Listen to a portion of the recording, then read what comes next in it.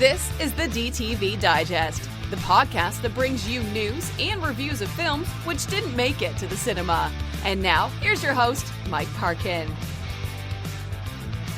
Hello, everyone, and welcome to the DTV Digest. I'm your host, Mike Parkin, and joining me tonight are Richard Hawes. Hello, everyone. And Stephen Lockridge. Hello.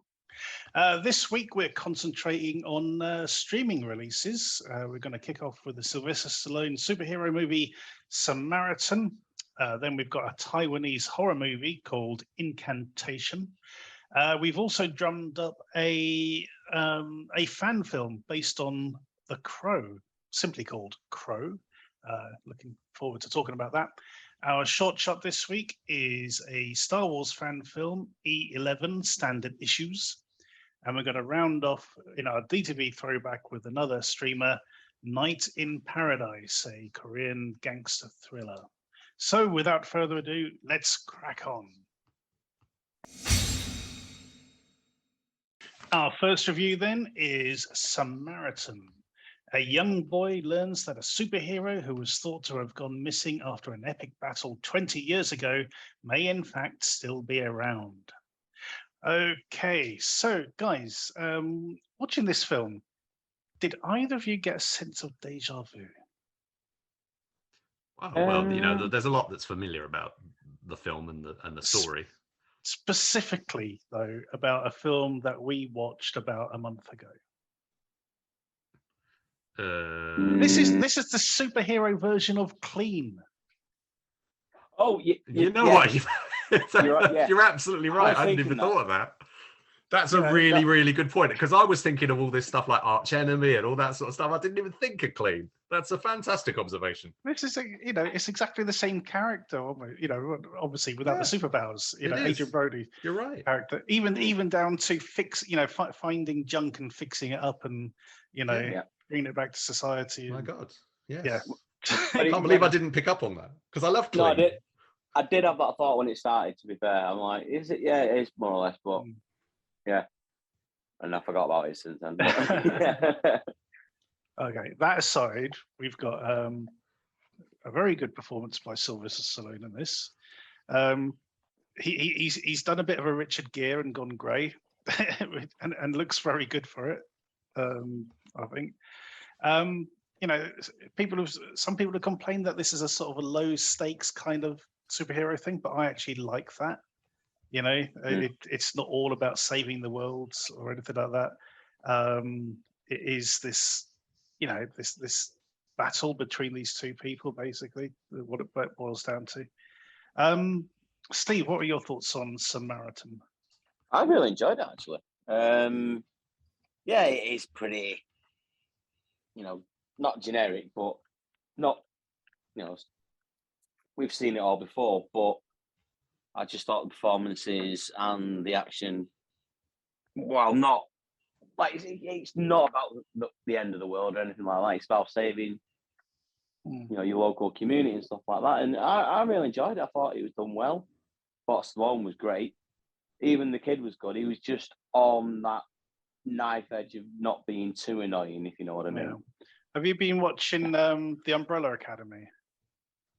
You know what? I started it, but when I had COVID, I just couldn't concentrate. So no. Well, he's in season 3 of that. It turns out. Right. Okay.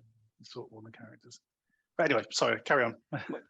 Well, yeah. I mean, it's a bit cliched. Some of it, like the single mother struggling and stuff like that. But I just thought it was really enjoyable, and I must admit I didn't see the twist coming, which I'm normally quite good at. I normally see it, a mile off, but I was like, oh, hang on. And that, when you look back at it, it's there underlying, and yeah, that's what was really enjoyable. Yeah. Rich, how about you? Yeah, I called it about, 10 10 minutes in or 5 minutes in or whatever it was, I pretty much knew. I was like, they're going to do that, aren't they? And I was just waiting for it to be confirmed, and it was like, there we go. But no, it's no bad thing. But the movie itself, it had me from the get-go because it's got fantastic production values. That the opening titles are like really cool, stylish font against like this burning background, reminded me of like Lethal Weapon 3 and stuff. So you could tell this movie had a budget. Yeah. From the start. And yes, although it's all set in a sort of very limited space, this is a theatrical standard movie. And I think what's great about it is it's not an established IP. It's not a Rocky, it's not a Rambo, it's not even an Expendables. It's something completely different that Stallone is, although he's not in it in the first act too much, it's hanging on him. And it completely works. He carries when he's in, becomes the main character, or when he's on screen, he's carrying it. He's believable. He's perfect in the role, and you can't really imagine anyone else being able to pull that off. I don't think because he's 75 or 6 now. He was about 73 when he made it, but it just works, doesn't it? I mean, more so than even Rambo: Last Blood, I would say. I think this is probably the best film Stallone has done, the best character he's played for a really long time. And you put this up against something like Escape Plan 3 and stuff. Geez, it's couldn't be more different. But the closest relation to this is the last Rambo film, which was itself 2 or 3 years ago, like 3 years ago now. So the fact that it hasn't had a cinema release, kind of to be, it's not a bad thing, because we're kind of in this world now where major quality films are being chosen for to headline sort of streamings. I mean, Ron Howard's latest film was chosen as one of those titles to be the app to encourage people to sign up for Amazon. So this works for a number. It would have been great to see it in the cinema, but it's not so bad that it isn't. But it's really good quality. The film reminded me of so many things. I mean, it kind of starts out like Last Action Hero, but you've also got all the arch enemy and stuff like that, and it's that whole child befriends a grumpy old guy kind of storyline. So you got a little bit of Gran Torino, and I was thinking also of the Jean-Claude Van Damme's film We Die Young, where he played a mute war veteran with PTSD. Which was pretty good.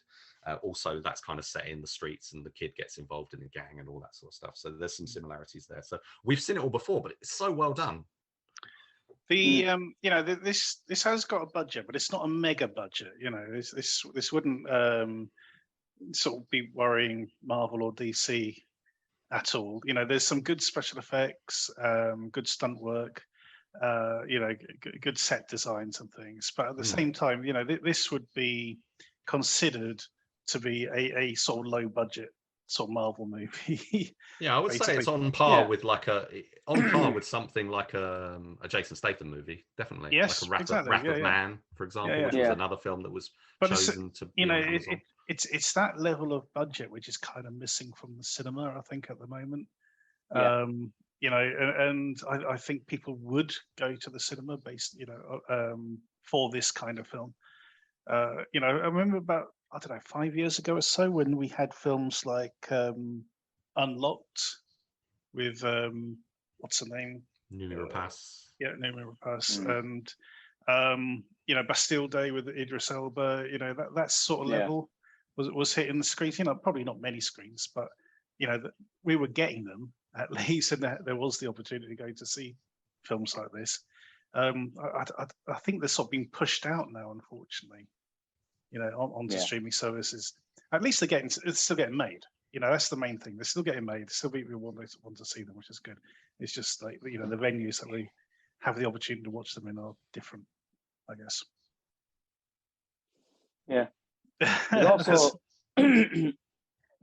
this one might not connect with you two guys, but with my kids and they're younger, the Moses Arias, the guy with like the long coloured hair, like the bully.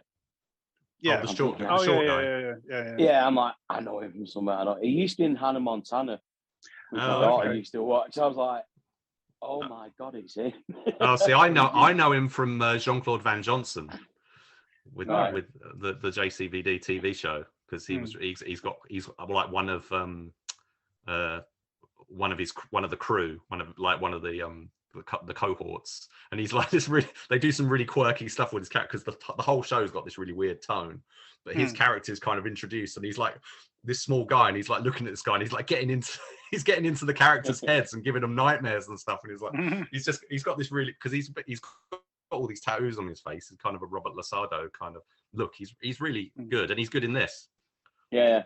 And also Pilu Aspek. I'm not sure how to pronounce his name, but he's done loads of stuff. But this is probably the first thing I've seen him in. He reminds me of a few other actors, but I thought he was really good as the villain.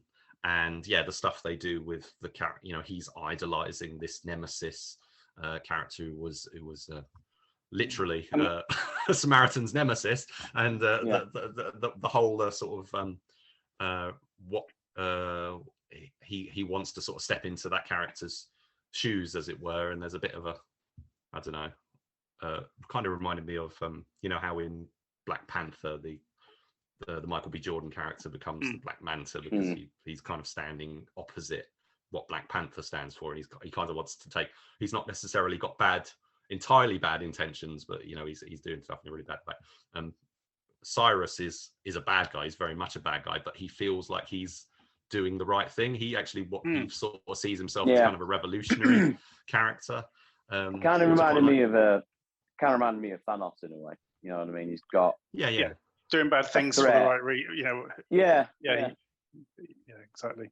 And Sophia Tatum as Syl, who's like I was just about to mention her. Yeah, she's really good. She gets a bit short shrift, but she gets a decent sort of amount of sort of character background. She really reminded me of Lena Headey. She looks so much like Lena Headey. She was in a series. It's one of these series that was really good on Netflix. So Netflix decided to cancel it after one series, called "I'm Not Okay with This." Yeah, which was bastards. Yeah, which was really good, and it ended on a huge cliffhanger. And it's like, nah, we can't be asked. Everyone's sort of raving about it. And she's also in Riverdale. Yes, that's right. Yeah, I haven't seen that character in that yet, but I'm a fan of Riverdale, so I'm sure she'll catch up to it eventually. This was definitely solid stuff. I don't know if they're looking to do another one or whatever, but definitely potential for one. But yeah, this is definitely a cut above this of the sort of straight to streaming blockbusters we get.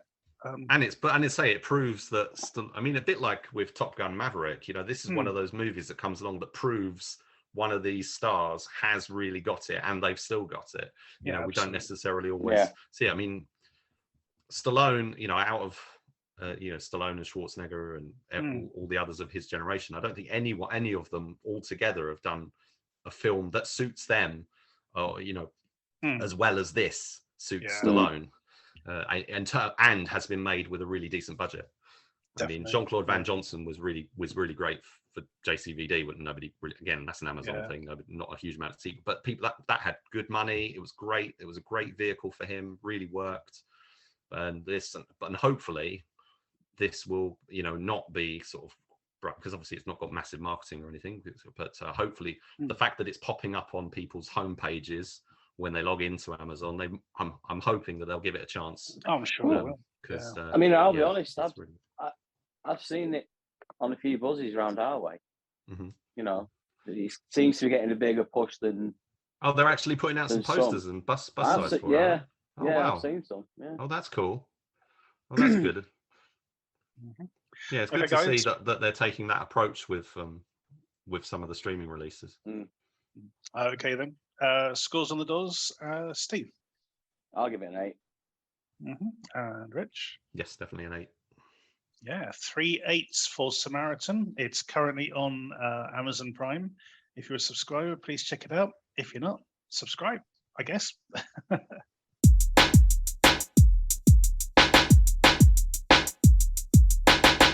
Our next review is Incantation. 6 years ago, Lee Ronan was cursed after breaking a religious taboo. Now she must protect her daughter from the consequences of her actions. Okay, Steve, this is a Taiwanese horror film. I do have some issues with it, and we will get into those. But there were points of this where I was glad I had the lights on while I was watching it, especially towards the beginning when she's when weird shit's starting to happen in the apartment, and she's having to just walk around with the just the torchlight of the phone, and that was messed up, I have to say. And there were a few instances like that throughout the film, which I thought were pretty good. My issue with this film is its structure. It wants to be a sort of found footage film, so it's trying to sort of show, like, look, you guys, this all stuff, everything happened, this is real, it's all captured on camera. And it's sort of bookended by an introduction by the mother, Lee Ronan, who's sort of explaining why she's sort of made this video to try and help her daughter, and she wants our help in doing this incantation throughout what we're watching it and things like this. That only works if you can believe that she has managed to find and compile all of this footage from different sources, because there's like CCTV footage, there's footage from other people's phones, all this sort of stuff going on. And she's put it all together into a film and then added a soundtrack. Because otherwise it's just a film sort of thing. So it wants its cake and eat it too, basically. How did you get on with this? It was okay. Like you said, to me, it was just trying to be like a paranormal activity film. To be fair, it was like the third one, where they introduced the kids and stuff. And there was a few decent scares, but all in all, I just found it a bit flat. I didn't really like the time, the time jumping. Yes, because part of it's set like six years ago. Some of it's in the present. And I found it a little bit confusing, to be fair. Back, because it was just jumping. Because she looks exactly the same, doesn't it? Yeah, she looks exactly the same. There's no difference to her. No. But I kind of like the Ghostbusters, element that kind of made it sense of it, if you know what I mean. But like you said, it just loses that bit of credibility where it's jumping from everywhere. CCTV, different people's phones, different cameras, and things like that.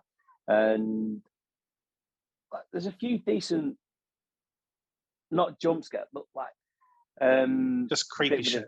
The bit with the teeth that freaked me out. And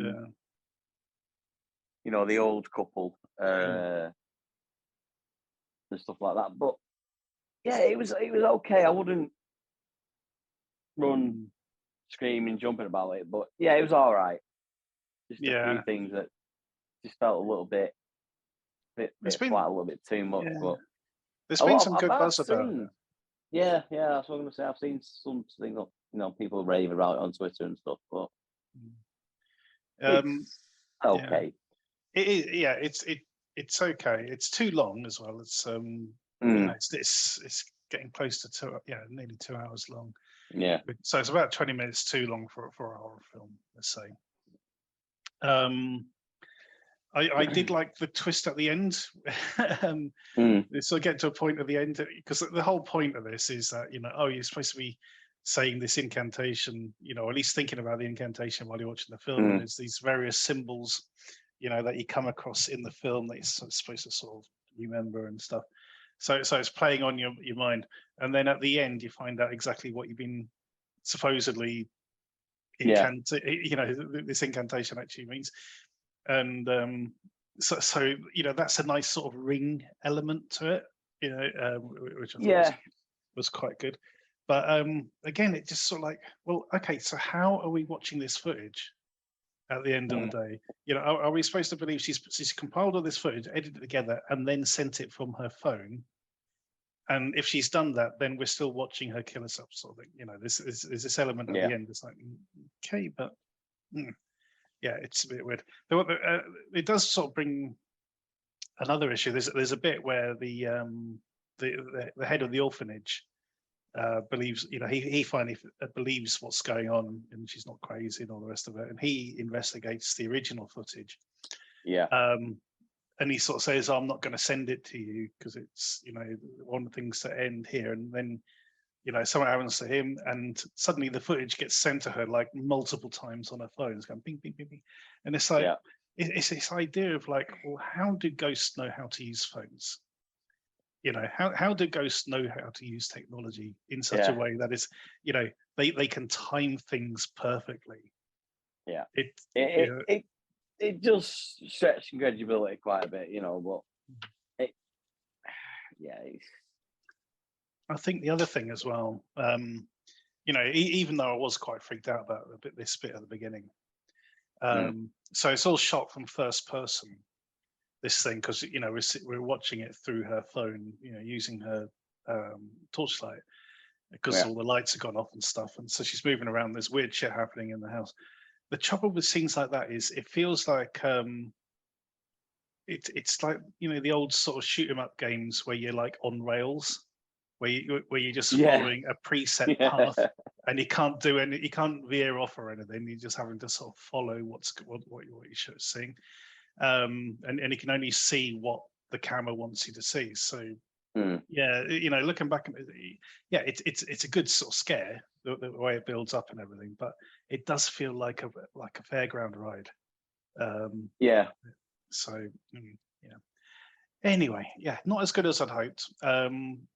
The absolute goat for this sort of film for me is something called Noroi, Noroi, which is filmed like a proper documentary.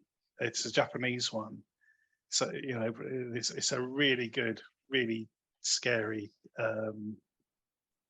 sort of fakementary, and it works really well. The punchline and that really gets you. It's very good. This doesn't sort of stick the landing for me, because I'm sort of like watching it thinking, well, you know, I'm picking holes at the feasibility of it. If you see what I mean, you know, all the scary stuff, yeah, that's totally fine. But how it's been presented to me, that's what's bringing me out of the film.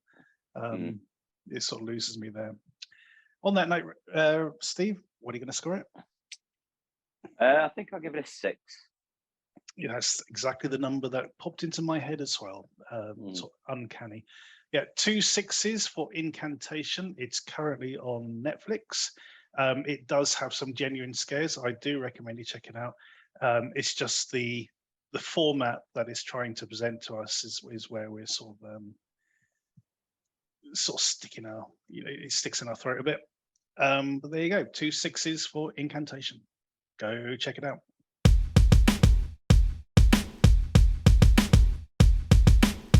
Our next review is Crow.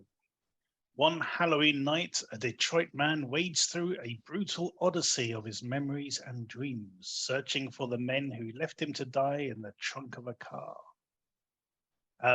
Okay, so this is a fan film based on the work by James O'Barr, who made the comic strip The Crow, which was turned into the film with Brandon Lee, quite famously, and then had 2 shitty sequels and a crappy TV series.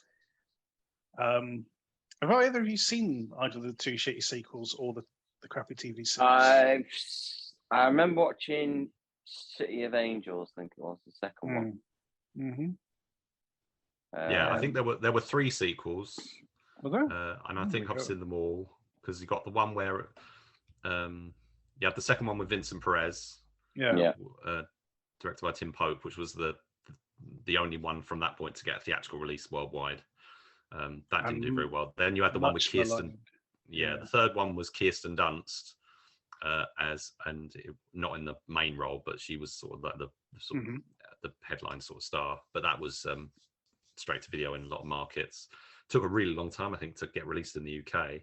And then the fourth one was Wicked Prayer with Edward Furlong in the lead role, and Christ. had Oh, people yeah. like Dennis Hopper and stuff in, which wasn't very good either. The Mark Dacascos series was a TV series, but it was, it did have some reasonable action and stuff from Dacascos, but apart from that, not really. So it was kind of one of those things that, it was the film that hit big, and then everything else since just hasn't been able to recapture the magic. I think that's they keep trying, and then they kind of basically gave up. But obviously they keep trying to get new versions off the ground. That's right. And it's really, this is it's a fan film, but this is the only sort of full proper film that we've seen for quite a few years now. I was ready to rip this one a new one, because one of the issues I have with the Crow franchise is the way they keep aping the same makeup that was used in the first one. The way Brandon Lee's character dressed, it was because he was a musician in a sort of goth band called Hangman's Joke, and that was his stage makeup and his stage clothes. That's why he dressed that way.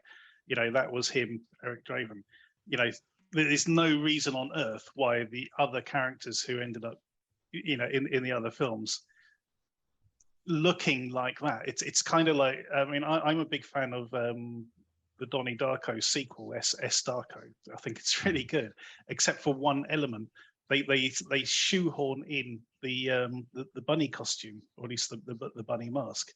Why? There's absolutely we've talked about this before, when they do Hannibal Lecter stories, and they have to keep putting that mask in. And it's like that was like one little thing they used in one particular situation. Yeah, and now but because it's so iconic, it's like it's like in the Predator films, you have to have that jungle music. It's like, otherwise, how will people know that it's a Predator film? It's that sort of thing. So yeah, I was really glad then. Even though it was a bit of a shock to begin, I thought, oh, look what they've done. He's wearing the white makeup and the black eyes and the sort of weird mouth and shit. But it's different enough, and they give a good reason why he's dressed like that. It's not like I'm putting this on because I'm the Crow. It's like, this is how I died. This is how I I was dressed and made up when I actually died. I think that makes a lot more sense. I like this. This is quite faithful to the concept of the actual original comic. It actually borrows certain scenes from the comic that weren't used in the Brandon Lee version as well. So the opening of this was superb. It's like an ASMR nightmare. I thought that was absolutely brilliant. And the editing in this is really good. The only thing that kind of gives it away that it's a fan film and not a hell of a lot of money involved is the sound design for sort of gunshots. If they put a bit more meat into those sound effects, this would have been a really solid action movie. As it is a very solid fan film. Steve, how do you get on with this? I kind of agree with you, but I just think there's certain things that let it down. Some performances, especially like the bad guys, shall we say, I thought they were quite weak. Especially the guy with the mohawk. He was god awful. I think the issue for me with these guys is, whereas in the original they're sort of like really hardened criminals. Yeah, they're sort of like career criminals who wouldn't blink twice for shooting you or something. These guys kill one girl and they fall to pieces. Yeah. You're not scared of them. You almost feel sorry for them to a certain degree. Yeah, and also just some of the I didn't really get half the voiceover.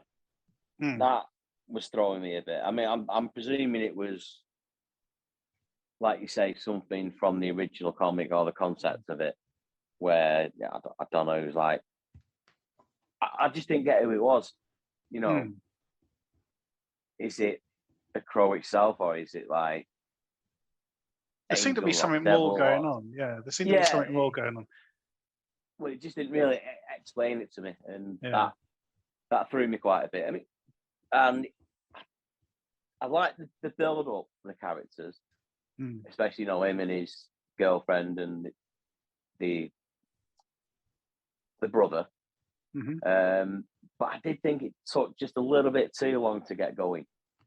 I mean, so if you look at the original Crow, what 5-10 minutes in, he's he's already out of his grave, getting dressed, doing his thing. Yeah.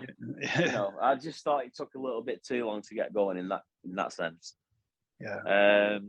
But yeah, apart from that, it was okay. It was all right. Mhm. Like you say, I put it on first of all, and then I got disturbed and had to do something, and came back to it a couple of hours later. And when I first put it on, I was thinking, no, I'm not going to like this. It's not going to be for me. But it did win me over. But like I say, just a few issues with it. But yeah, it was all right. Rich, you picked this one out for us. How do you get on with this? Yeah, I'm not overly familiar. I mean, although I've seen the Crow movies, I'm not like a big fan of even the original. And I've never read the comic book and stuff, so I have no sort of axe to grind in terms of any of that, or judgments or expectations or anything really. But I did recognize certain thematic conventions and things that I think the film was picking up on really well. I mean, it is a tragic story of lost love, so the film does really sort of dwell on that. It's quite melancholic, and that's kind of fundamental, as I understand it, to the sort of makeup of what why people love the story so much. The sort of key thing really is, yes, we see a lot of fan films and stuff. We're doing a short shot show covering a few of those, which will be out soon, and a lot of those are of a really good standard. But you don't often get one that's feature length. I mean, usually, if it's a feature length, usually it's 45 minutes, 50 minutes, maybe an hour. They just don't have the budget. This one, they actually managed to make, like, very, some others have managed it, but they've actually managed to make a full length feature film, a about 91 minute film. That can comfortably sit aside the rest of the franchise, although it doesn't have the big production values and star power of even like a Wicked Prayer, which as bad as it is, it's still got the novelty value of all these really famous people turning up as during the running time. This is a cast of people pretty much everyone won't be familiar with, I think. Unless you watch a lot of short films and things like that, or stuff. So I think, considering the fact that the cast are unfamiliar, and the director is making his first feature, and he's done shorts, and they're trying to make something that fits into a particular franchise or something. I think they've done a bang up job. I think it's a really good film. It does work. I think for me, I wasn't a bit sure about certain aspects of it. Like, it seemed like he was dead, and then he came back, and then he was the Crow like a minute later in the story, and whether that fitted or not, I wasn't quite sure. And if I remember rightly, in the original, it was a year later, wasn't it? When he came back. This is almost like, well, not exactly instantaneous, but it's like as close as it's within the time frame of the police investigation of the murder. Rather than sort of a year later or anything like that. And he was, so some of them, some of the sort of more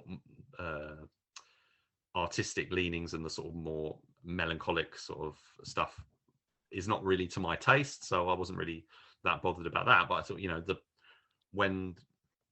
the actual one, the way the story's told and the standard of the action and stuff, I thought was what overcame any of the sort of more niggling little aspects of the production. I think this is really solid stuff, and if you're a Crow fan, I don't think you'd be too disappointed by it. Yeah, absolutely. Or put it more succinctly, if you're a James O'Barr fan, you definitely wouldn't be disappointed. I think they do capture the essence of the original sort of comic strip. Okay, we're going to score this. So, Steve, what do you score this one? I'll give it a 7. And Rich? Yeah, I think it's a very respectable 7. Yep, a very solid 7 for sure. As we said, this is a fan film. It's available on YouTube, and you'll find a link to this in the footnotes below. 3 7s for Crow. Go check it out.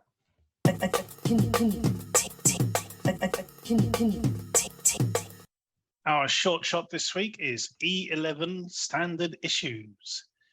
This is a Star Wars fan film, and I think it's absolutely genius what they've done here. This is basically, it's a YouTube unboxing video. If YouTube unboxing videos existed within the Empire.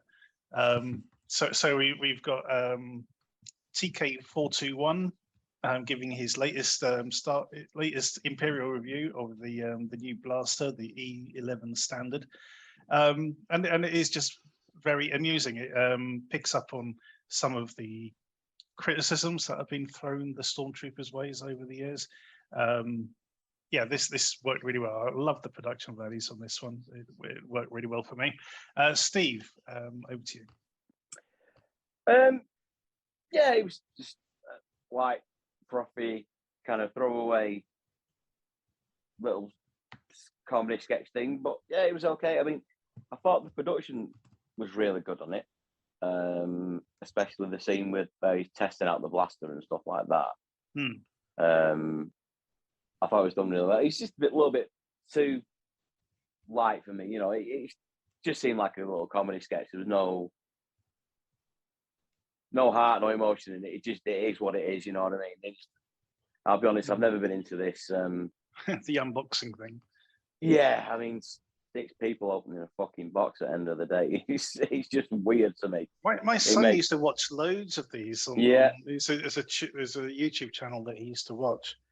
And, you know, especially with Angry Birds, there's lots of Angry Birds merch this guy was getting sent. And he was like, yeah, let's see what's inside the box, and getting all the stuff out and everything. And, you know, millions of people would be subscribing to it and watching it. It's ridiculous.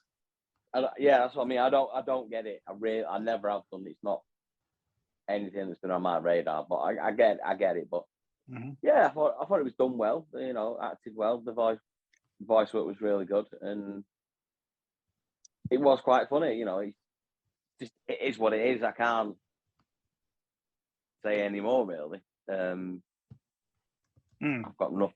I've got nothing to compare it to as such, you know, in that kind of way. But yeah, it was okay. It is a nice sketch. You know, you're right. Yeah. It is. I mean, it's in the grand scheme of sort of Star Wars lore, it's pretty inconsequential. But you know, it does take a dig at the way stormtroopers shoot. Yeah. But you know, I think it's just really well done. I thought it was very amusing. Rich, what did you make of this one? Yeah, I loved it. Yeah, I thought it was really good. It's a one joke sort of concept at the end of the day with the blaster rifles, and you know, why can't they shoot anything and stuff? But they keep finding quite inventive ways to keep sort of at it, and he keeps trying to. Oh well, we just got to recalibrate it. Or that's not working well. And there's throughout the course of the video, which I don't know, several minutes long, there's it's just full of like little Easter eggs and stuff. Like he's opening the box with basically a little lightsaber to cut open the box, and he says, "Oh, we managed to get these crystals to make this thing from as a leftover from Order 66 and all this sort of stuff." Yeah, that's right. So it's the production values. The guy who made it, Robert Krenitsky, I think he's an animator, I believe. He's playing the TK421 character himself. So it's kind of like a one-man show thing, really, as you would expect. But he pastiches the YouTube sort of unboxing video stuff really well. You know, throwing in these little inserts and asides and and whatever to sort of keep it sort of fresh and interesting. I think. I think these are kind of like a little side on offshoot where you've got like the Star Wars fan films and stuff. There's quite a lot of this sort of comedy stuff, playing with the characters and doing quirky and comedy. And I think this is one of the best ones that I've seen. It's fun. It kind of still fits into the universe. It's not entirely out of the realms of the universe. Yeah. In the same way that if you look at something like Star Trek Lower Decks. Is a comedy series, but it's still set within the world of the official. It still takes that bit seriously. Yeah, it can still work. You take go into a completely different genre, you can still do it. And I think Disney Plus is sort of experimenting with doing that sort of thing a little bit. And it's a good time. It's good fun. Absolutely. Okay, we don't score the shorts, but we do recommend you check this out, and you will find a link in the footnotes. Go check it out. Our DTV throwback this week is Night in Paradise. Hiding out in Jeju Island following a brutal tragedy, a wronged mobster with a target on his back connects with a woman who has her own demons. Okay, so this is a sort of hard-boiled Korean gangster movie, Steve.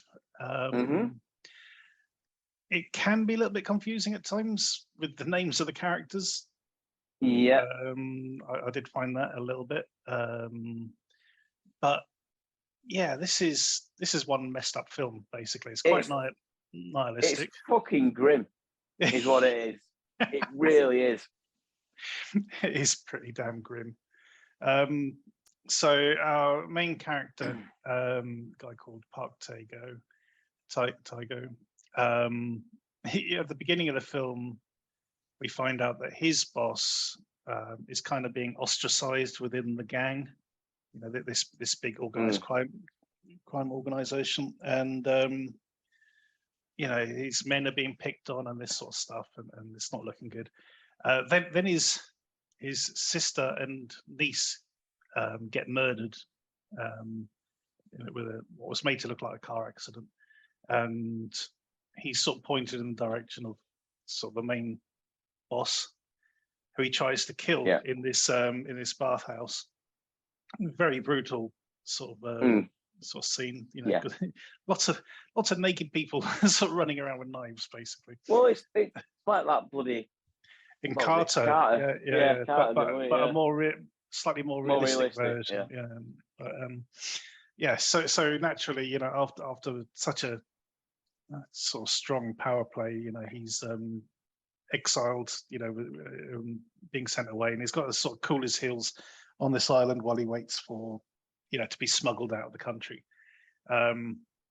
Unfortunately, it turns out that the guy he targeted doesn't get killed, but he is sort of seriously injured, and his guys are now coming for his boss in a pretty serious way. So meanwhile, as the synopsis says, he sort of makes friends with this young woman who's working with her uncle, who's an arms smuggler on this island.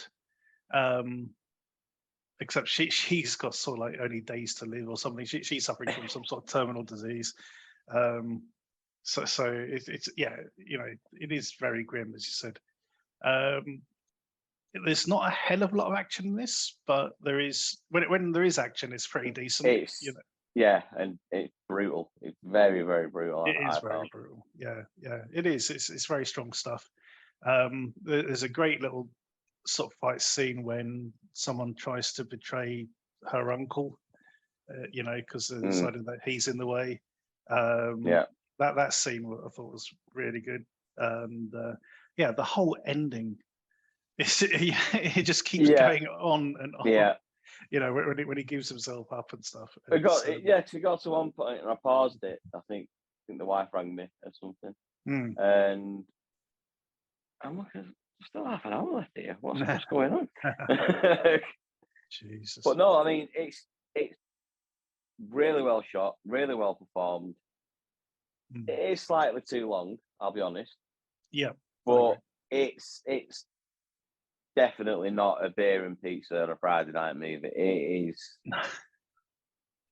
yeah, No, it's just grim. definitely. It's don't watch it if you're feeling doubt. It'll just send you under. You know, it really will. Because it's just that ending, that last 20 minutes. It's there's no let up. You know? No, there isn't. There's just it's not like it's not an action movie where the guy's suddenly going to find a way to escape or anything like that. It's like, no, this is serious shit. He's clearly outnumbered. And what I did find amusing was there's a scene in this bit where because he makes the guy sort of promise to let his men go because they got beaten up and stuff. They're in hospital. He said, "Let my men go. Let the girl go, and I'll give myself up." So he's like, "Yes, of course, I promise." Honourable people and all this. And then his own boss is sort of like double cross him, and he's like going, "What the fuck?" It's like, I promised him he's going to let his men go, and you've gone and killed him. It's like, you bastard, But yeah, no, it was it's a tough one. But at least it does give you a certain amount of catharsis when the girl turns up at that diner at the end. It's on when she just turns around and locks the door. It's that little moment. It's like, here we go. It is good. But it's really well shot. It is a little bit too long. I agree. It's a bit confusing at first. Who's done what to who exactly. But it does sort of eventually sort of settle down. I mean, it sounds daft, but I like the way he's supposed to be big hard gangster and stuff, and when his niece turns up, he's like a big kid with her, and, but you know what's coming. Something's gonna happen. Something's gonna go wrong. And he's, the way he portrays his grief, I thought was really good. Just the way he goes from that to that, and obviously something like terrible like that happens. You bound to be in that kind of state, but just the way he pulled it off, I thought it was really good, really, really good. Yeah, it's a very solid film, very nihilistic, as you said. I think there is a thing about sort of films from Korea, Japan, Hong Kong. You're kind of on edge because you never know for sure how the ending's going to go. With an American film, 99% of the time, somehow the hero is going to come out on top. With a lot of Asian films, you're left in doubt for long periods. It really could go either way. For any film, and that's definitely the case here. You just don't know, or you're thinking, well, there's no way he's going to get out of this unless he suddenly becomes a superhero or something. It's but yes, this is very solid. It's not as bloodthirsty as The Night Comes for Us, which is another very superlative sort of gangster thriller. That is crazily bloody. That is, but this is a bit more sort of subdued, long periods of sort of introspection between the characters. But it is very engrossing, very enjoyable, entertaining. No, it's worth a watch. Is what we're trying to say. Trying to find the right adjective here. But yes, it's definitely worth a watch. You won't regret it. Just perhaps have something a bit more fluffy and enjoyable to watch afterwards. Yeah, definitely. Okay. We don't usually score the throwbacks, but we do recommend you check them out. This is on Netflix. So yeah, if you're Netflix,